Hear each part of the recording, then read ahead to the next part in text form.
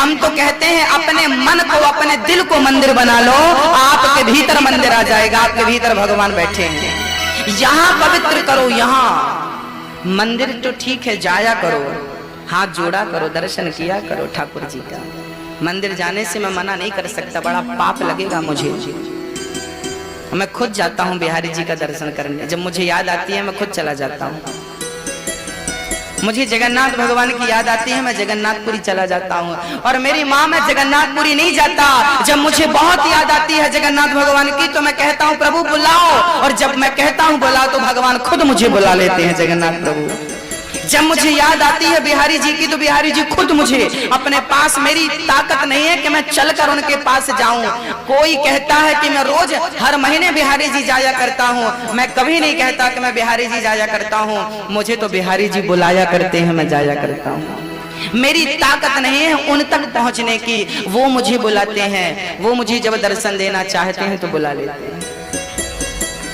जिस दिन आप मंदिर ना जाएं समझ लेना कि आज ईश्वर ने आपको बुलाया नहीं। आप ये मत समझिए कि आज आप मंदिर नहीं गए, नहीं नहीं, आज ईश्वर ने आपको बुलाया नहीं, इसलिए आप मंदिर नहीं गए। मन को मंदिर बनाइए, मन को ये शुद्ध करिए। सोचिए आपके बाल बांध गांव में यदि सारे लोग सच बोलने लग जाएं, सारे लोग अहंकार त्याग दें, सारे, क्या हम गलत कह रहे हैं? हाँ ना मेरी माँ। निर्मल मन जन सो मोहि पावा, रामचरितमानस में राम जी ने खुद कहा है मुझे क्या पसंद है और क्या पसंद नहीं है। निर्मल मन जन सो मोहि पावा, मोहि कपट छल छिद्र ना भावा। आई किससे? झूठ बोलने से परहेज करना है, और अहंकार, अहंकार, झूठ से परहेज, अहंकार से परहेज, और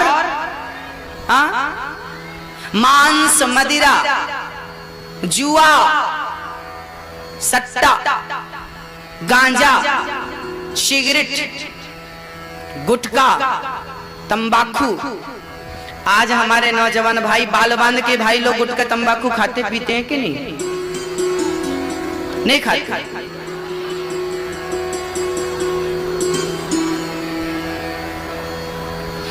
गुटखा आजकल आपने देखा होगा नौजवान मेरे भाइयों को, वो पैकेट खोलते हैं और पूरा मुंह में डाल देते हैं बिना देखे उसमें क्या भरा है। गधे की भी भरी हो सकती है,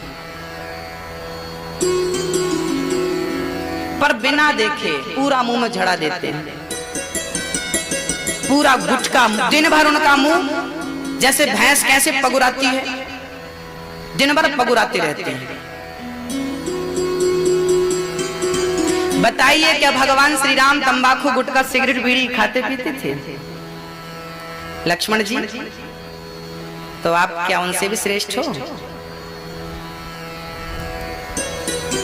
बता। अच्छा मैं एक प्रश्न करता हूं आपसे, अमेरिका के लोग ना ये गुटखा उटका नहीं खाते, वहां चलते ही नहीं है।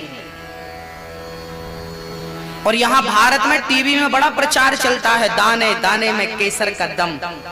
वाह, खीर बनाओ और गुटखा ही डाल दो, दाने दाने में केसर डालने की जरूरत ही नहीं। भारत के लोग अंधे हैं। सोचिए, उसी गुटके के पैकेट में लिखा है गुटखा खाने से कैंसर होता है, लिखा रहता है कि नहीं? जिस गुटखा को खाने से कैंसर होता है उसी गुटके का बड़ी तेजी से प्रचार किया जाता है, और हमारे देश के नौजवान भाई बहन खाते हैं। ये देश का दुर्भाग्य नहीं तो क्या? अंडे का ऐड करते थे, संडे हो या मंडे खूब खाओ, ऐसा ऐड आता था बहुत पहले, टीवी पर ऐड आता था। मैं लोगों से पूछना चाहता, देखिए भारत का दुर्भाग्य, देखिए ये भारत को कहां ले जाना चाहते हैं। ये कहते हैं अंडे खाओ, संडे हो या मंडे खूब खाओ अंडे। ये सबको अंडा खिला खिला के सबका धर्म भ्रष्ट कर देंगे, और जब सबका धर्म भ्रष्ट हो जाएगा तो बुद्धि सबकी खत्म हो जाएगी। फिर ये भारत क्या बन जाएगा?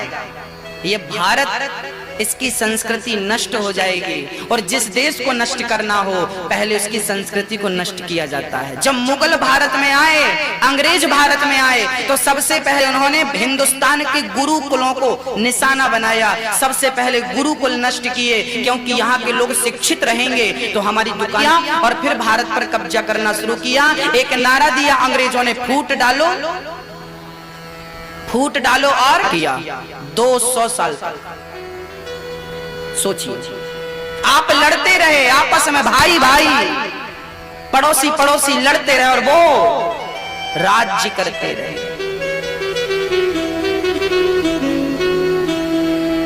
तंबाकू खाना जरूरी है, सिगरेट पीना जरूरी है, लिखा है खाओगे कैंसर होगा, फिर भी खाते हैं लोग, फिर भी सुधरते नहीं है। कब जागोगे आप लोग? कब अपनी संस्कृति को बचाओगे? याद रखना, टीवी के माध्यम से वो कहते हैं अंडा खाओ।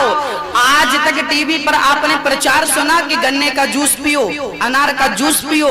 यदि हिंदुस्तान की मीडिया ने यदि गन्ने का प्रचार किया होता और यदि खाद्य पदार्थों का प्रचार किया होता तो भारत का किसान फांसी लगा के कभी ना मरता। आज पीते हैं भरपेट। गाय का दूध क्यों नहीं पीते? दही क्यों नहीं पीते? छाछ क्यों नहीं पीते? विदेशी पेप्सी कोका कोला को आपने एक साल में हजारों करोड़ का व्यापार भारत से करती है, वो हजारों करोड़ का। और कहते हो भारत का पैसा गिर रहा है, भारत का पैसा गिर रहा है, दिनों दिन डॉलर से कमजोर हो रहा है। क्यों नहीं होगा? आप जैसे लोग भारत में गौ हत्या होती है तो केवल जिम्मेदार लाखों करोड़ों का टर्नओवर है पेप्सी कोका कोला का। और लोग पीते, पढ़े लिखे लोग पीते हैं, मूर्खों की तो छोड़ दो। मैं पीता हूं तो छाछ पीता हूं गौ माता की, दूध पीता हूं, मैं कभी नहीं पीता। मैं कोई भी चीज खाने पीने के पहले विचार करता हूं कि खाने योग्य है या नहीं है, क्यों खाऊं मैं। भारत के वासियों, प्रार्थना दास की छोटी सी ही है, उस हाथ में ये माला पकड़ा होता तो आज भारत के गांव के संस्कार बिगड़ते नहीं, बच्चों के संस्कार। बुजुर्गों ने बीड़ी पी, घर के संस्कार घर से बनते हैं और घर से बिगड़ते हैं। आजकल बच्चों से बीड़ी मंगवाते हो आप लोग, बेटा ये 5 रुपए लो जरा बीड़ी लेके आओ, बेटा ये 5 रुपए लो गुटखा लेकर आओ। सोचेगा ना बच्चा कि ये क्या चीज क्या है, मैं भी तो इसको खाऊं, मैं भी तो पीऊं। भारत तरक्की करेगा उस दिन जिस दिन आप अपनी विचारधारा बदल दोगे, उस दिन जिस दिन आप अपनी सोच बदल दोगे, उस दिन जिस दिन आप अपना नजरिया बदल दोगे, उस दिन भारत तरक्की कर जाएगा। सोच नहीं बदलोगे ना तो जहां थे वहीं रहो। उसकी चिंता आपको और हमें भी करनी चाहिए।